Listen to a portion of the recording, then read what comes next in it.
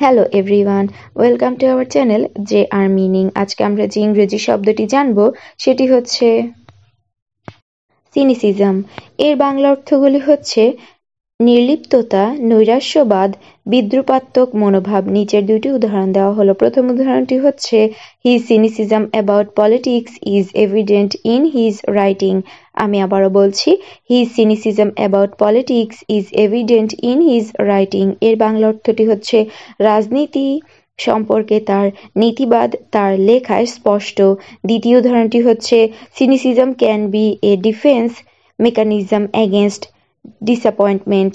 আমি আবারও বলছি, cynicism can be defence mechanism against disappointment. এর বাংলা অর্থটি হচ্ছে হতাশা থেকে রক্ষা করার একটি প্রতিরক্ষা পদ্ধতি হতে পারে নীতিবাদ। ধন্যবাদ।